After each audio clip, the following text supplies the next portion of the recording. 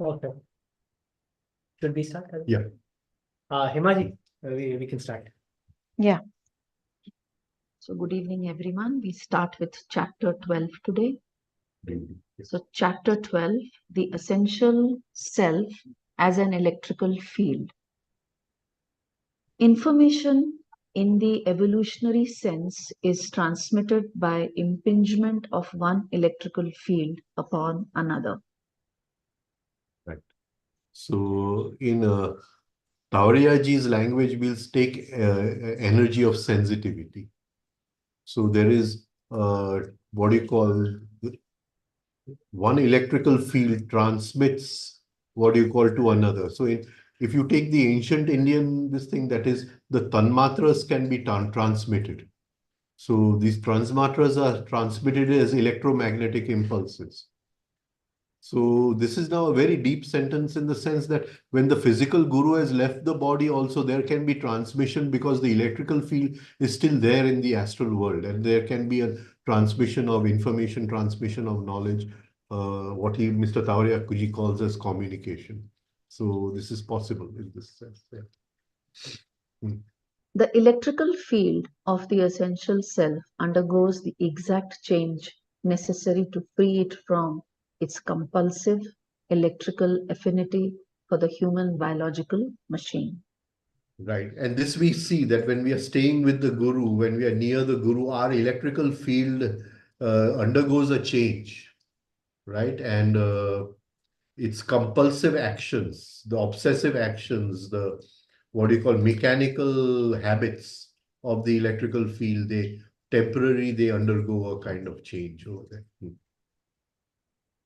In our beginning work with the machine as an electrical field, we will work on the dissipation of distortions which have impacted themselves in and around the muscles. Right. So where all there is dissipation and all that, we have to work out for ourselves, unnecessary movement of the muscles, tensions in the muscles, chattering in the mind, right? All this, yeah. Later on, we will disarm the data processor in the machine itself, after which we will address the thalamus, which is a primary source for habits.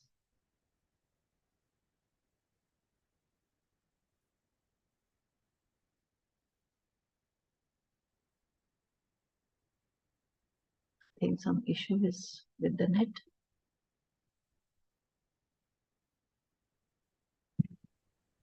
Ketan? I think there is some net issue at that side. Yeah, probably light goes away, so they'll connect. Let's wait.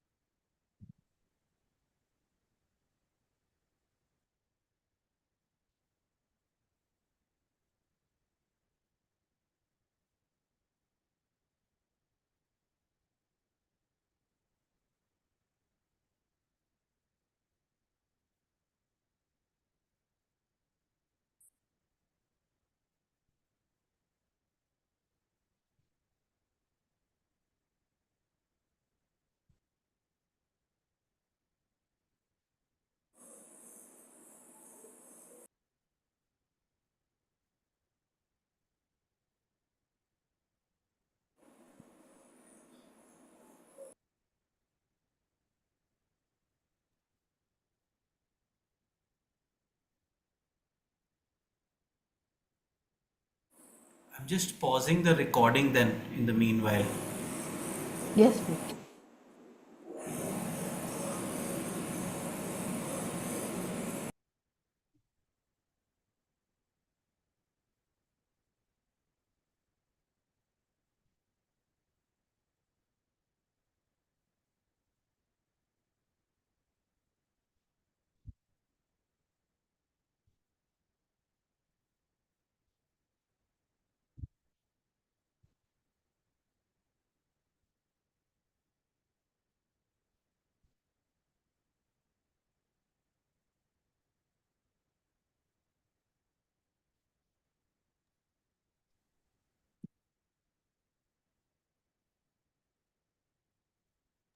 Yeah, I think their light's gone. We'll have to just wait, Himaji. Hey, we're back. Can you hear us? Hi, hi, Ketav. Yeah, Hi, sorry, we had an internet disruption. yeah, I've figured. just paused the recording, Ketav, so I'll just resume when you let me know. Yeah, we can start now.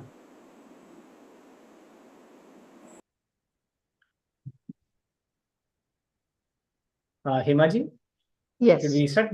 Maybe from the later on. later on. Yes.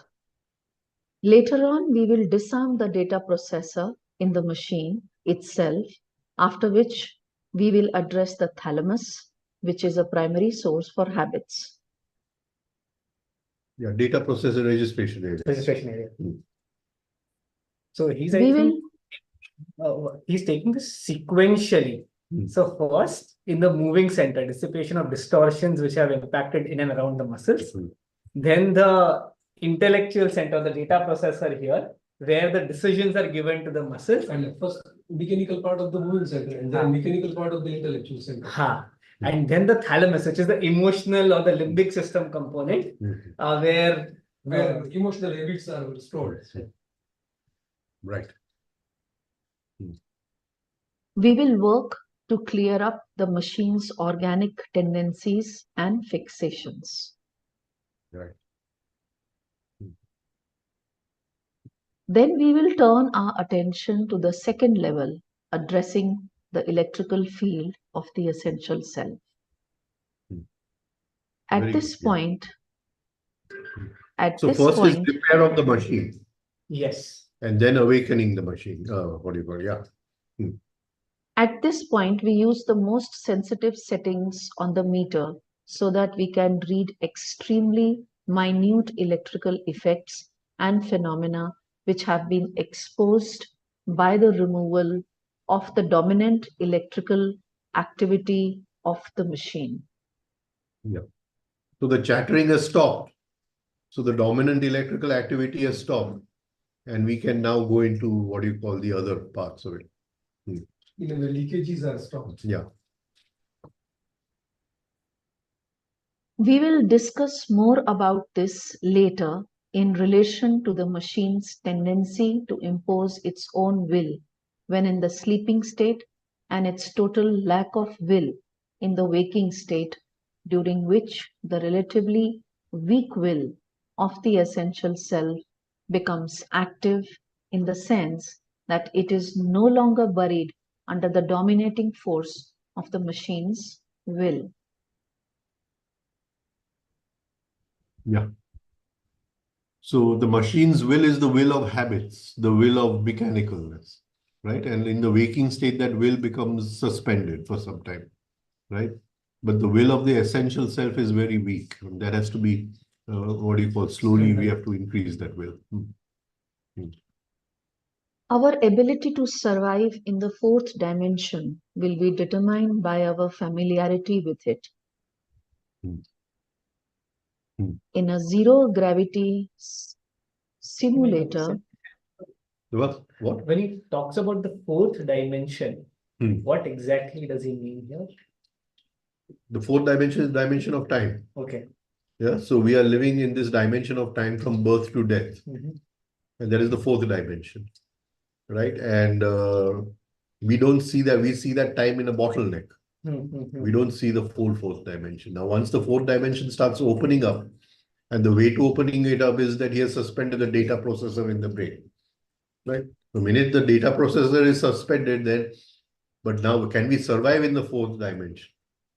Right. Supposing you're working with your dreams, you have to first of all learn how to work with the dream. No? Then you can survive in the dream world. Similarly, how will you survive in the fourth dimension? in a zero gravity simulator, we would experience the conditions of orbital or deep space flight.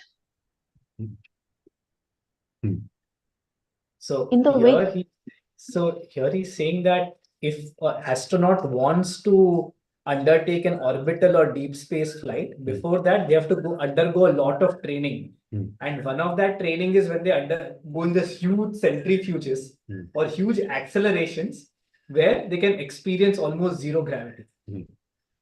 Because when they do this, will their body be accustomed to Hmm.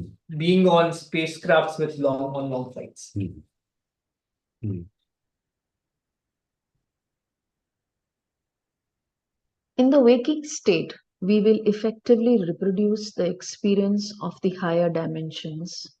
We will learn what we need to do work and to survive in the higher dimensions. Right. So,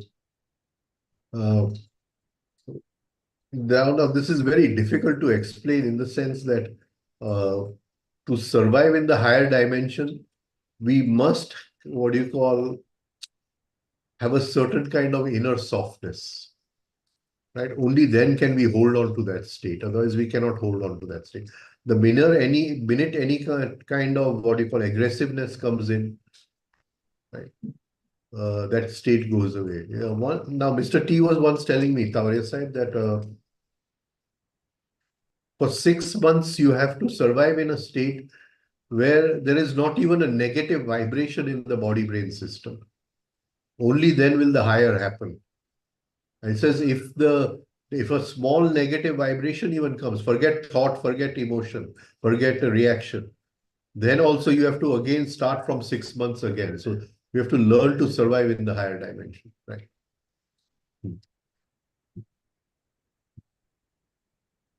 The essential self is an electrical field, and the machine generates an electrical field which impinges on the essential self's electrical field.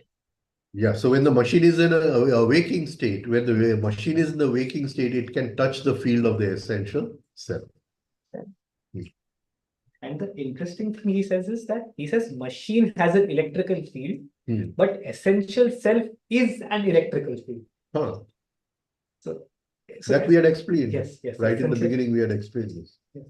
How the thing. He has not explained in the whole book, huh? How what goes into the making of the field of the essential self. Gold is not explained in the whole book, right? I'll pat my back. I'm the only person who explained how it happens. Yes, very true. The Sushumna and the Ida. Yeah. So, The two I electrical mean, he has not explained throughout his book how the field is created, right? The Yeah, crystallized electrical field of the being replaces the machine as a body of matter. The right. So machine, those what do you call habits, or what was the word he used initially? Inclinations. Inclinations is something he used, 2 words here, which he used. The organic. Organic, yeah. So those habits. Tendencies and fixations. So when we change the mechanical habits with conscious habits, that conscious habits go into the essence and they become the crystallized electrical field of the essential self. And then it takes control of the body-brain system. Till then, the organic inclinations and the organic, what you call, pulls of the machine took control of the, what do you call, field of the essentials. So what Mr. Tauria calls as structure of itself. Primary man and the secondary, inner man and outer man. Okay. the machine as matter is replaced by a steady state electromagnetic image of itself. Right. The crystallized electrical field becomes a reflection of its own reflection. Yeah. Right. So,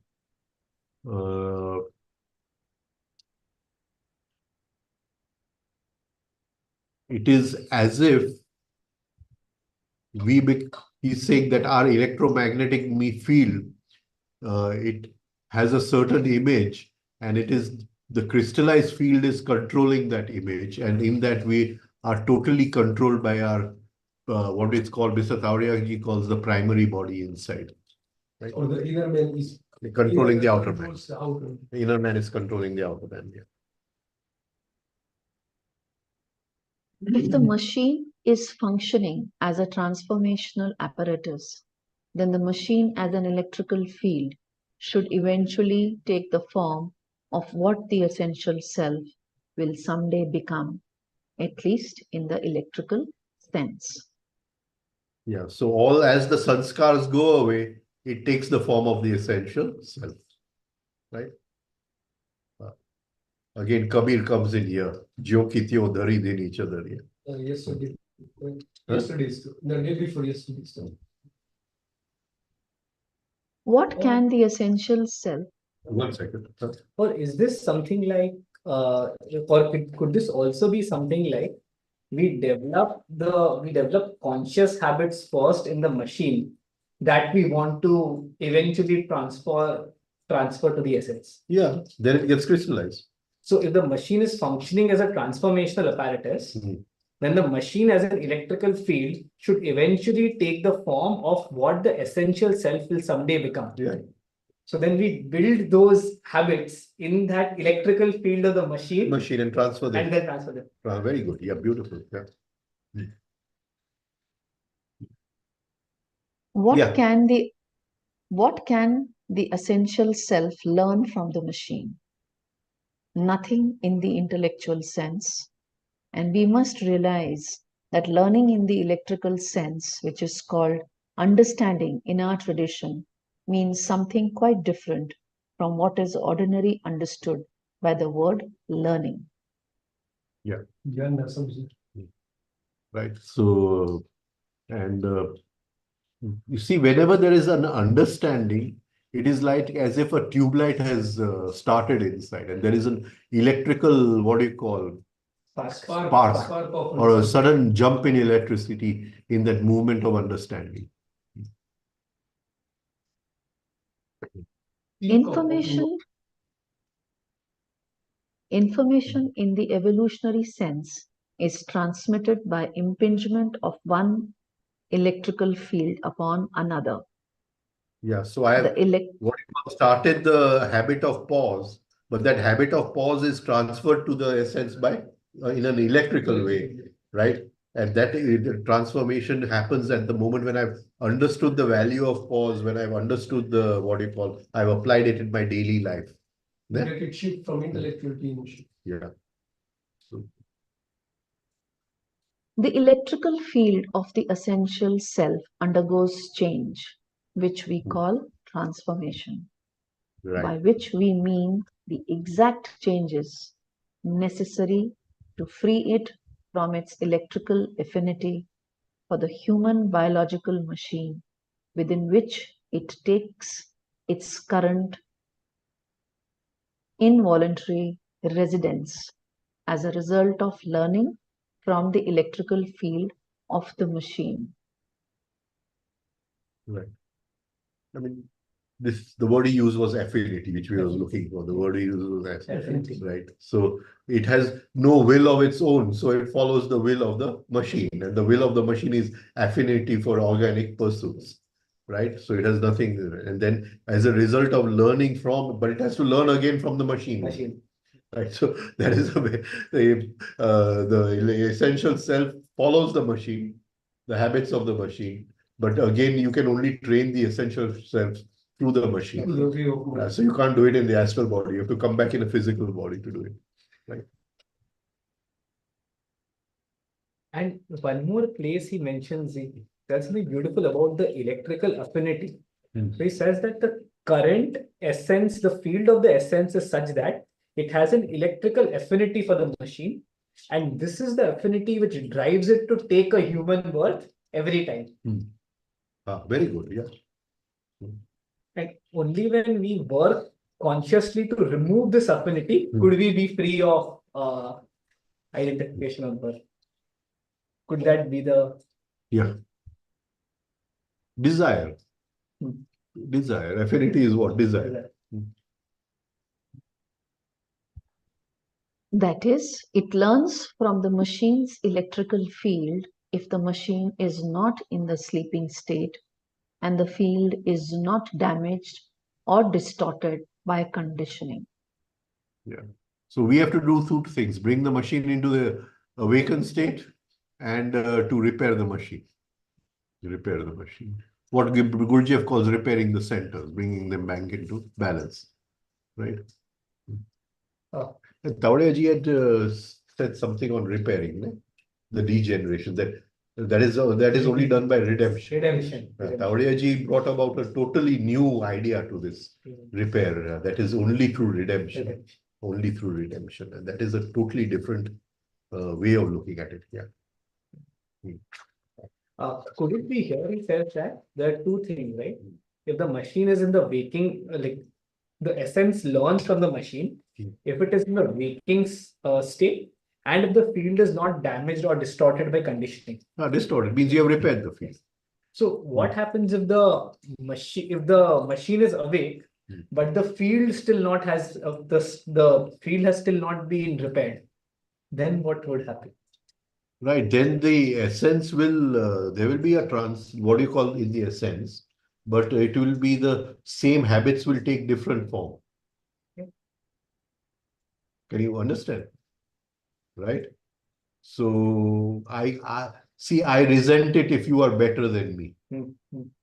Right? Yeah. But then the machine, if I've already transferred something to the essence, then now I will resent it if your enlightenment is more than mine. Can you understand?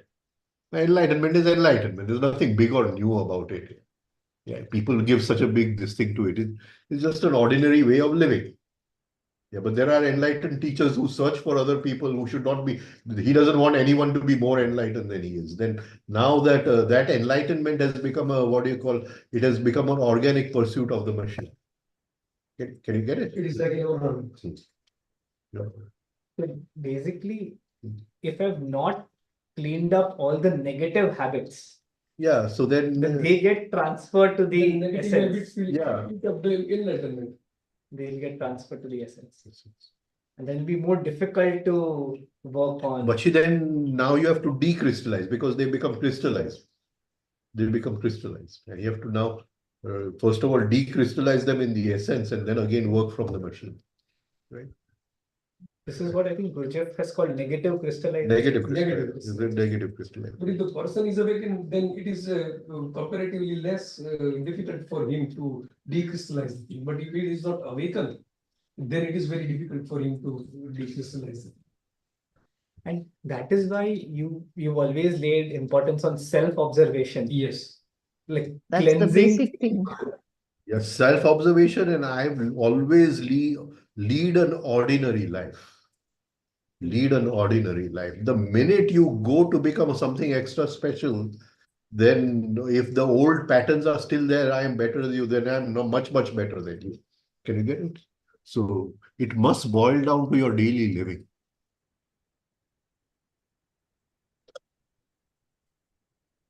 In addition, another factor is necessary if the machine is to function as a teacher to the essential self, imposing its field functions upon that of the essential self.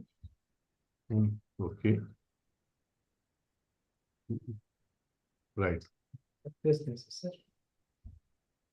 Imposing its field functions upon that of the essential self. What would that mean? There is Of its electrical field. Even though machine wants to, it wants to work as a transformational. Please read that first. In addition, another factor is necessary Yeah. if the machine is to function as a teacher to the essential self, imposing its field functions upon that of the essential self. So one factor is it has to be in the waking state. Now, what is the other factor? Let us hear. He'll say. Even though the machine wishes in a way to fulfill its function as a transformational apparatus in the same way that all living organisms wish to fulfill their genuine objective functions, it also has developed a powerful defense mechanism against the waking state. Right. What Gurdjieff calls as chief feature. What Tauriaji calls as, what do you call? Chief weakness. Right. That day I had opened that note on the chief feature which I had written. Oh, okay. Now I can't find it. It's not for that day. I kept it open. When you closed all my Oh, okay. Word files, no, I had found my But note. it will be there in the word list. But the chief feature is something electrical. And it is made through so many different this thing. So one of the biggest problems in the Gurdjieff group that they talk as if the chief feature is something lying on the roadside. You know, this, what is your chief feature and what is this chief feature? And that is a load of nonsense, right? The chief feature, it encompasses so many, what do you call, negative emotions, which together form a electrical field of their own. And that electrical field is a matrix. And it can, express itself in any one of those things in the matrix, any one of the negative states which form its matrix. And it always, comes when we are trying to bring the machine into a waking state. It suddenly comes at that point and pulls us back. And something it will do at that time. Either it will awaken the instinctive center, awaken emotional center, either it will awaken something in the intellectual center, and the machine will come back from the waking state. And this is so we have to overcome this chief feature. Gold calls this chief feature as the chronic. He uses a word of it for chronic. Chronic defense mechanism. It works as a denying force in awakening. So it doesn't allow you to wake up. And the beauty of the chief feature is that if you have even observed it at this moment, you recognized it, it will change its form the next time. It is a Rakshas which can change form at will, right? So, Mayavi. We will discuss this at length very soon in relation to the practical method for bringing the machine into the waking state. so it will not allow the machine to come into the waking state, the chief feature. What? The greater the similarity of the electrical field of the machine to that of the essential self, the greater the possibility for the principle of contagion to alter the electrical field of the essential self. Contagion? What is the meaning of the word contagion? Cheapy. Yeah, okay. Contain. Hmm. Meaning. Mhm. The communication of disease Mhm. through touch.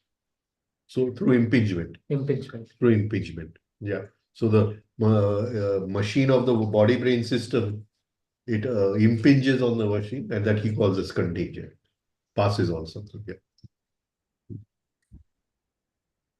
Life affects like affects like, and then eventually like becomes like, indicating Right. the exact method for the possible evolution of the essential self. Right. Right. So when you observe your teacher, and this is something which I will pat my back, because I just observed Ram Dulare Bapu 7 years, and I observed Mr. Tavaria for 6 years. And just the observation, and where you say, I mean, the way they eat their food, the way they read the newspaper, the way they have their tea, the way they lift their legs on the chair, the way they relax themselves, the way they talk. I mean, just that observation, in that observation, many things like affects like, and then like becomes like. Huh? At least like has affected like. It's not yet like has become like. Stroke a needle with a magnet, what happens? The needle becomes slightly magnetized. Its electromagnetic field becomes slightly aligned with that of the magnet. Right. Now, this is very important when we are doing mantra, especially Omkar. So when we are doing Omkar, suddenly all the cell, as we are vibrating each cell of the body, all of them are suddenly getting magnetized in a certain way. And that means all are pointing in one direction. In Gurdjieffian language, we can say the many eyes are now becoming one eye, just by using the mantra, just by repeating the mantra. It is a form of magnetizing. Repeatedly stroke the electrical field of the essential self with the electrical field of the machine, and the essential self becomes aligned with the machine. Right. So you're creating the mantra from the field of the machine, but you're stroking the essential self. We can So use one way of doing this is the mantra. What are the other ways in which you could, let's say, repeatedly stroke the electrical field of the essential self? Stop the data processor. Sit in meditation. hello. If you sit in silence, yeah. Sorry, sir. Sorry, sir. Huh. So if you sit in silence, you're stopping the data processor, right? So that's what he said in the beginning, right? Yes. And there are many ways. If you remain in sensitivity, then again you're affecting the field of this thing. If you're doing 3-step rhythmic breathing, then there's a transformation of prana from the field of the biological machine to the essential self, right? Actually, 3-step rhythmic breathing is the easiest way, right? So, I mean, you should be practicing 3-step rhythmic breathing, right? We can use the awakened machine to get our own way, make our own rules, pursue one form of trivia or another, or we can exert our will toward the awakening of the machine for our possible evolution.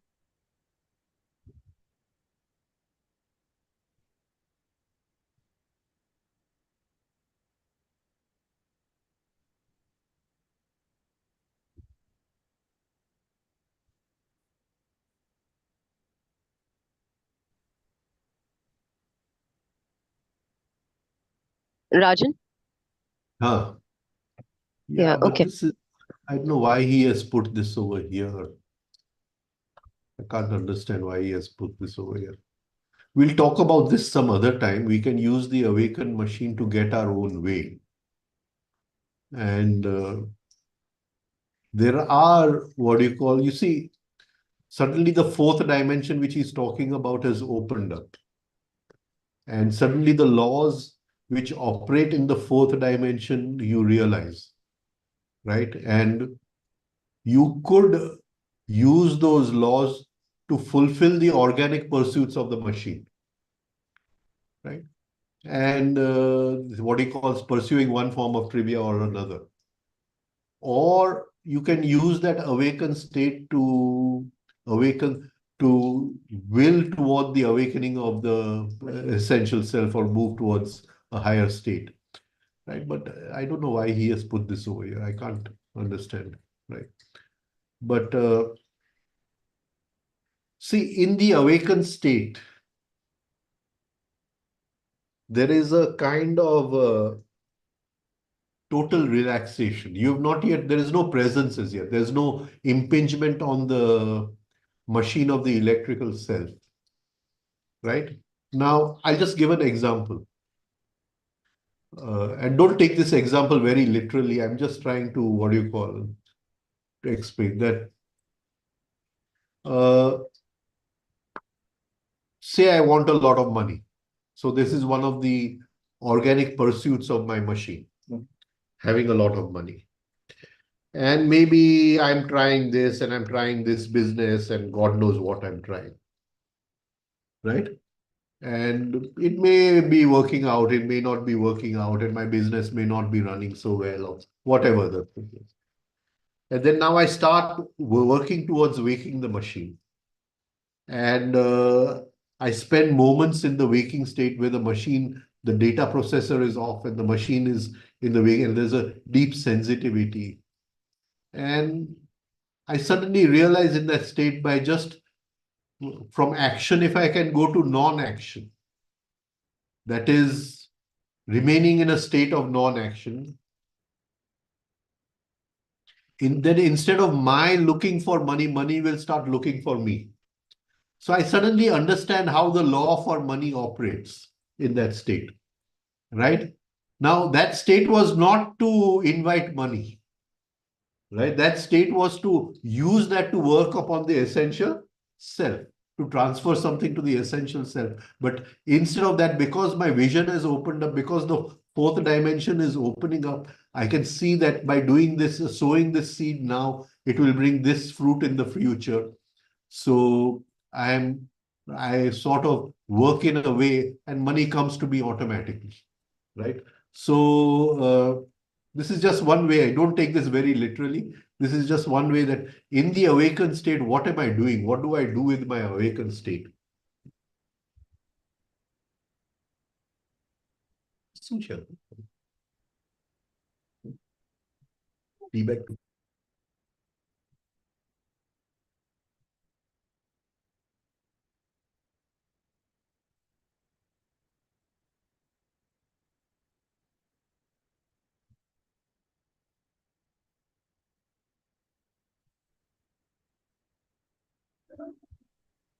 We may experience a situation in which the machine's electrical blockages are temporarily removed by artificial means, drugs, hypnosis, or some sort of shock, and the machine functions momentarily as it should as a pure, vital, living electrical apparatus. Only today I was thinking about something on one line. What is the, I love a lot of Western music. And I also listen to a lot of Indian music, and I also listen to a lot of Indian classical music and all. I was saying, why am I so attracted to Western music at times? And so now the person who is practicing Indian classical, he is what do you call practicing, doing his riyaz, practicing. And then suddenly he experiences some moments of where the machine is in the awakened state, right? And that changes the quality of his, what do you call, rendering of the whatever music he is rendering or expressing. Now, in so many Western situations, they first take a drug, right? They may take LSD or some drug. In the old days, they used to take a lot of LSD. I don't know what they take these days, but they may take a drug like LSD or something in the beginning. So they are already in the awakened state, right? They don't have to do riyaz. They don't have to go into what you call sur samadhi and experience that awakened state after so much of practice. They're already there. And from that, they produce the music. And sometimes that suddenly that music has deep attraction for you because it is coming from that very high state where they are. And the Indian classical person, to reach that high state, he has to keep on practicing till he reaches that. But this, by just taking that drug, they are already in that state. And I was just thinking about this today. And where I got to thinking about this was that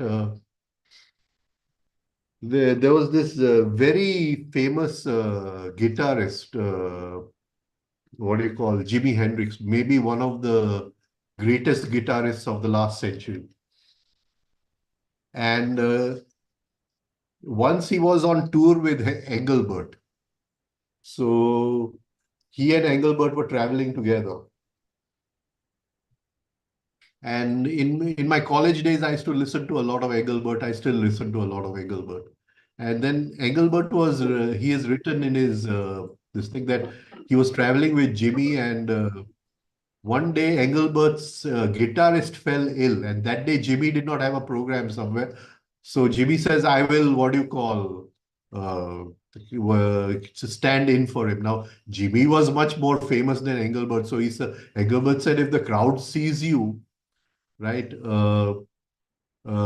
they will go crazy. Nobody listen to me. They'll be wanting to listen to you because you're so famous. So Jimmy says, we'll keep a curtain and I'll play the guitar from behind the curtain.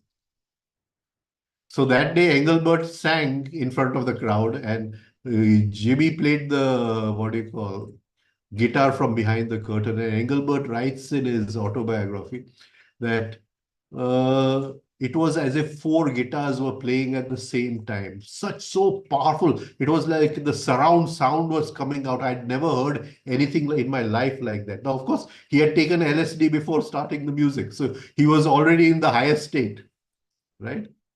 Now, so you see, that is Western music. Now, I'll give you another example which Vimla ji told me. Vimla ji one day went to meet Omkar Nath Thakur. And she was sitting with Omkar Nath Thakur, and Omkar Nath Thakur was one of India's most famous musicians in those days. And she said that I want to see something which only you can do. And that is, he says that through resonance, you make the tanpuras, give music. So Omkar Nath arranged 7 tanpuras on the wall. And he sat on the other side of the room and he started playing his tanpura. Now, after nearly an hour of playing his tanpura, one by one, the tanpuras on the wall started playing. Can you see? So it took him 1 hour of practice to reach that state where he could, and then slowly all 7 tanpuras were playing and he was playing, right? Which were on the wall. So it took him 1 hour to reach that state. Whereas Jimi Hendrix took a drug and he was already in that state and the 4 guitars were playing, So, I mean, this today I was thinking in these lines, the difference between Indian music and Western music, but this is just to say he's taking of drugs, what he's saying over here, that you're already in that state. You don't have to practice 3-step rhythmic breathing or anything. Right.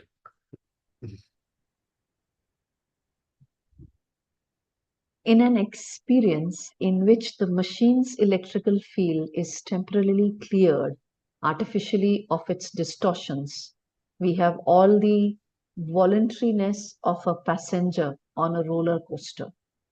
Yes. Then you're in the zone. Then you're in the zone. And then you just flow. You just flow. The whole trick is in the muscles. Even temporary, if we can, relax the muscles, if we can temporarily go from action to non-action, or not non-action, what do they call it? Effortless effort. Then suddenly all the distortions are going and you're on a roller coaster. And this will be applicable in every, field of life. Field of life. I may be trading on the stock market in my daily trading, but at that moment, if I can relax the muscles, go into a state of effortless effort, then suddenly whatever I touch will turn right only. And this will be applicable in every field of life.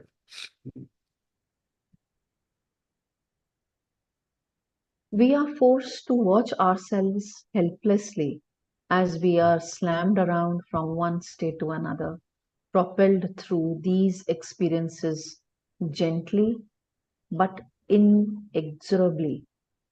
What's the meaning of inexorably? Uh, Inexorably, what does it mean? Tirelessly. Huh? Impossible to stop. Tirelessly. Huh. Impossible to stop or prevent. I mean, you're not getting exhausted. Yeah, you won't get tired, right? So you should just watch yourself helplessly. Right. Accidentally or intentionally perceiving another dimension, crossing a barrier to another dimension, we might notice the loss of significance and meaning, a lack of logical coherence, and yet at the same time, we might suddenly experience the deep living connectedness of everything, being of subject and object as much as of oneself. Yeah. And so if you take a drug now and you suddenly experience some expansion of consciousness in that drug, Then supposing she is talking to me, that even before she opens her mouth, you will see a kind of connectedness between my astral and her astral, or my subtle body, and you'll suddenly feel that as if, you're sitting and talking to someone, but you're already connected before you start talking.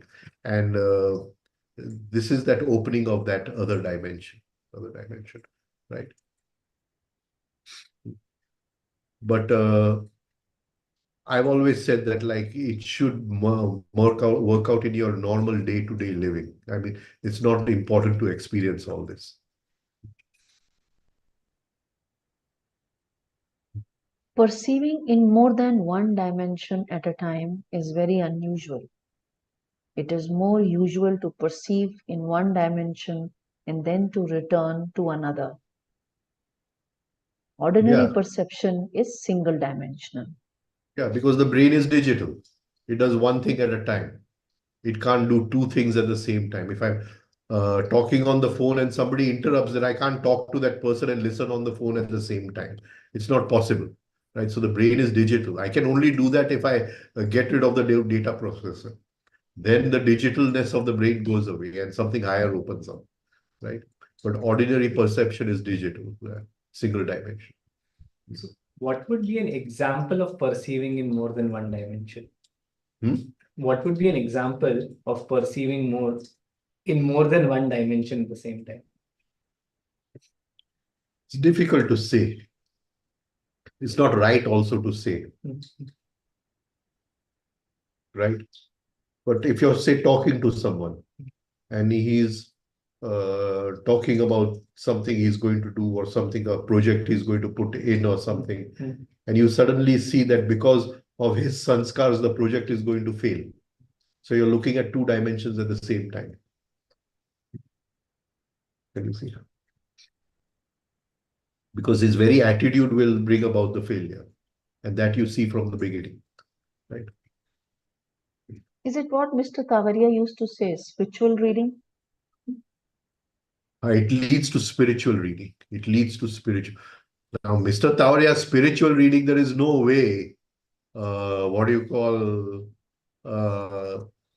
he says that his spiritual reading is what? That we will meet after 20 years at this place at this time and we will drink witch tea together. So, right? And even Mr. Gold, he's telling me that you and I, we met in 1872. We met at this place. He says, I remember the time we had lunch together and what we ate also, I remember. He says, how come I remember and you have forgotten? So this was when I met Mr. Gold. He's telling me this. So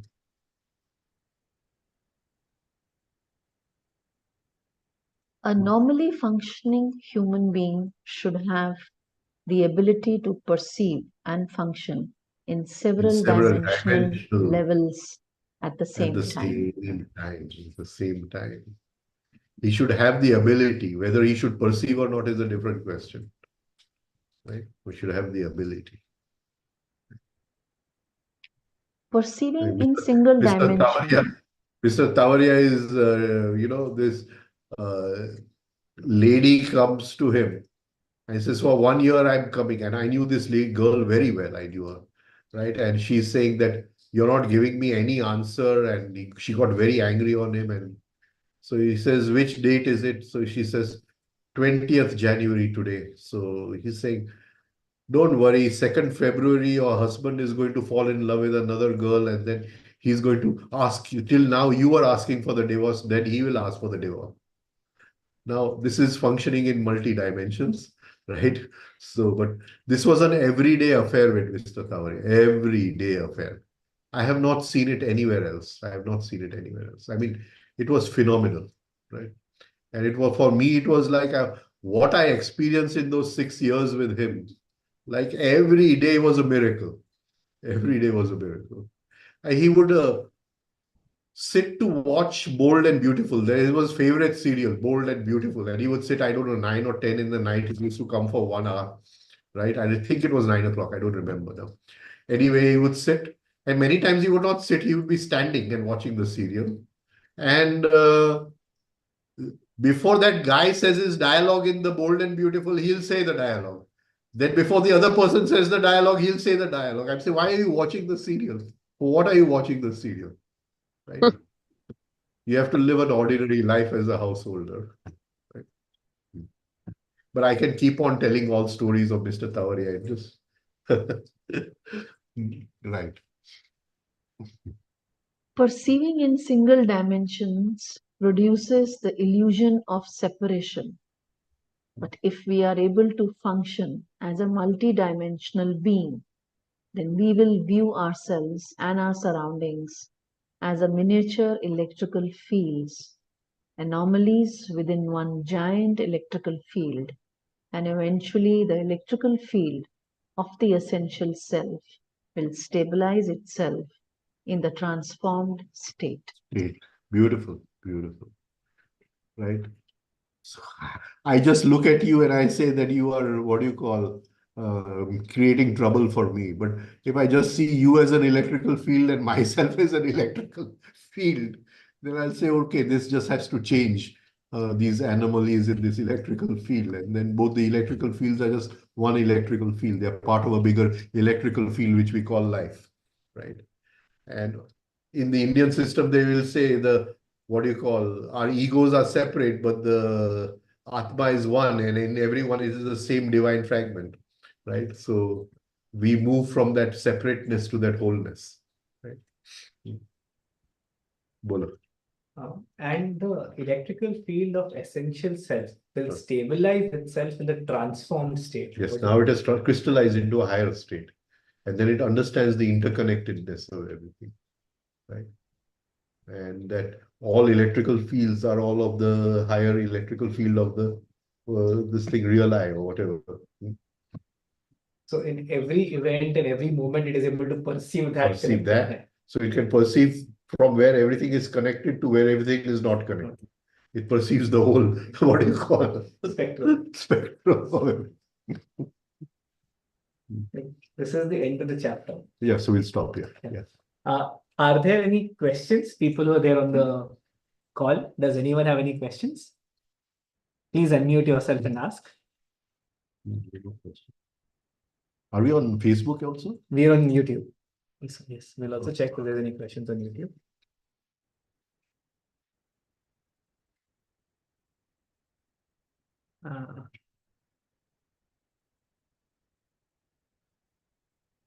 There's a question on what should we do from someone, but we don't know when was that question asked. Because there might have been some point that might have come when they might have said, what should we do? Yeah. Unless he types it again. Yeah. Okay. What should we do during the waking state? Huh? So we discussed about, let's say, people in the waking state for the wrong thing or for their own organic pursuit. So what should we do when we know we are in the waking state? In the waking state, you what do you call? First of all, bring the machine into the present moment. So the machine is in the waking state, and then divide the attention. So hold attention on the machine and try to sense the self at the same time, the essence at the same time. And in that connection, something will be transferred. That is something will be transferred. What Gurdjieff calls a self-remembering. But self-remembering can only be done in the waking state. Right? If you're not in the waking state and do self-remembering, it'll be self-reminding. Right? And most of the people are doing self-reminding and they think they're doing self-remembering.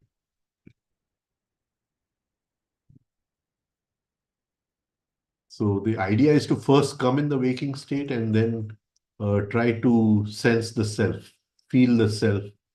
Who is this who's in the waking state? Who's there? Who's dividing the attention in the waking state? And if you ask the question, who's dividing the attention, you don't have to divide the attention also. You've got it. Right. That's it. Okay. Thank you. Thank you, everyone. Good night. Thank you. Thank you. Good night, Rajan. Thank you, Babu. Thank you, Good Babu. night. Thank you. Thank